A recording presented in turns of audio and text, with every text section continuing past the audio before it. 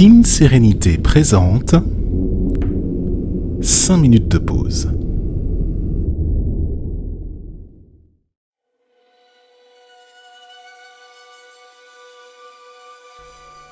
Installe-toi confortablement sur une chaise ou un coussin de méditation, un fauteuil ou à même le sol. Bienvenue dans ce nouvel épisode de 5 minutes de pause où il est question d'aborder un sujet délicat et particulier impliquant certains ressorts de la psychologie humaine. Dès qu'un individu dispose d'arguments d'autorité tangibles pour un public plus ou moins massif, se retrouve-t-il en proximité ou en éloignement avec la parole qu'il profère ? Il va être question ici, de manière concrète, de discerner ce qui constitue un message, une idée, une pensée, de celui qui la profère, de par ses habitudes, son comportement ou son style de vie. Soit la rencontre entre le message et le messager. Ouvre dès maintenant ton champ de conscience et prépare-toi à l'arrivée de prises de conscience qui pourraient être déterminantes pour ta propre évolution dans quelques instants, juste après cette annonce promotionnelle. Nous te proposons d'approfondir la thématique abordée dans l'épisode du jour en t'invitant à te procurer les conférences de la Team Sérénité, énergie, éveil spirituel, hypersensibilité, relations, les lois de l'univers. Connecte-toi sur teamserenity.com/conférence, lien en description.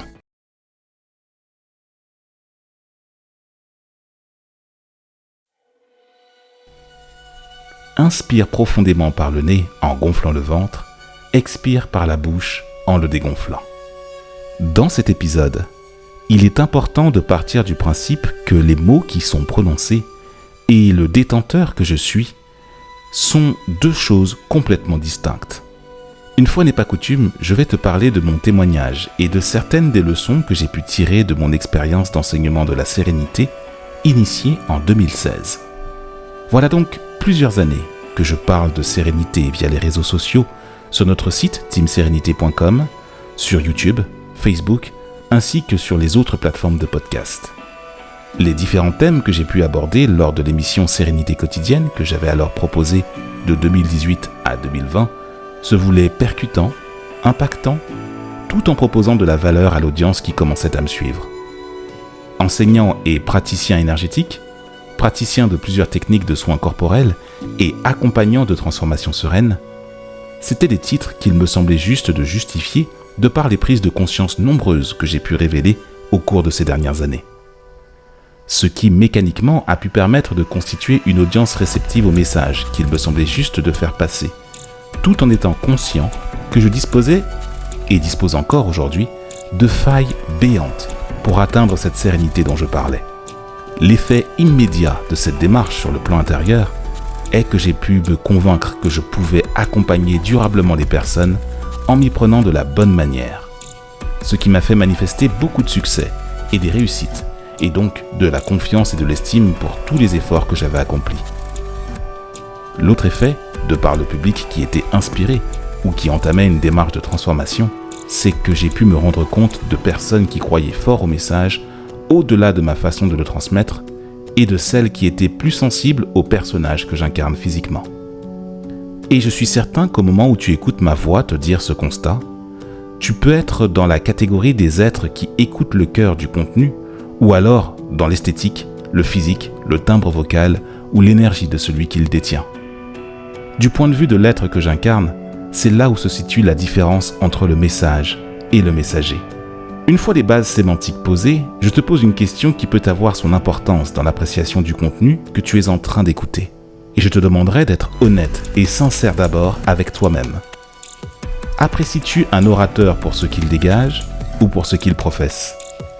Et suivant ta réponse, que comptes-tu faire pour justifier ta proximité avec cet être ?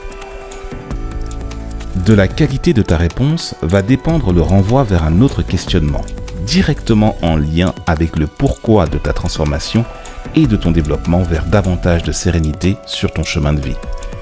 En m'adressant à un public large, je fais le choix conscient d'être évasif et surtout de faire une sorte de partition auprès de ceux qui m'entendent.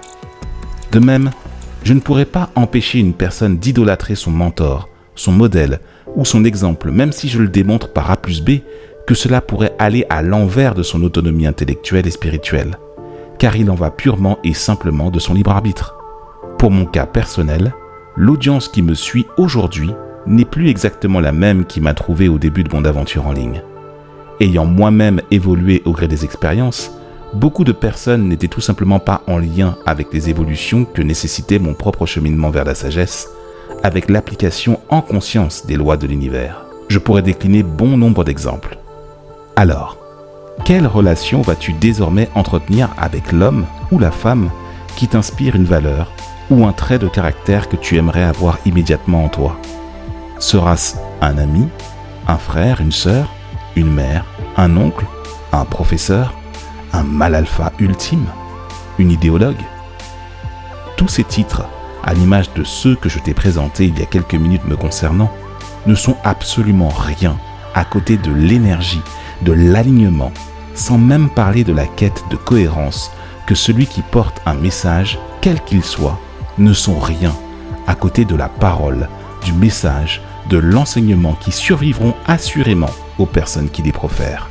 C'est parce que bon nombre d'êtres humains ont bravé la peur de s'exprimer, de parler en public, de porter un message, qu'ils jouissent aujourd'hui d'une forme de notoriété qui ne dit rien de leur alignement réel avec leur style de vie au quotidien. C'est parce que je ne suis pas parfait que je pratique la discipline et l'excellence. Cela peut me rendre faillible, mais complètement humain. Des courants de pensée philosophiques tels que le stoïcisme, l'épicurisme, voire même l'hédonisme, peuvent être des bases dès lors que l'on prend le temps d'observer et de mesurer sa capacité à les adapter à notre propre parcours. Pour la sérénité, j'ai pu la décomposer et construire une grille de lecture qui ne cesse de se mettre à jour au gré des rencontres et des expériences que je pratique. La conséquence est que je cultive une autonomie qui s'ancre davantage dans mes cellules et parle auprès d'individus prêts à investir du temps et de l'attention pour que la transformation s'opère. Ce qui ne veut pas dire que le messager que je choisis d'incarner est parfait, très loin de là.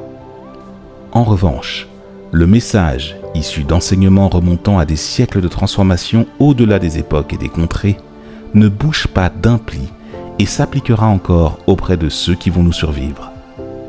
Fais-nous part de ton vécu et de ton retour sur cette question en commentaire, tout en continuant à cultiver cet égrégore de sérénité entre nous. Partage cet épisode à tous ceux qui respirent et retrouve-nous sur teamserenité.com ainsi que sur l'ensemble des plateformes de podcast. Lien en description.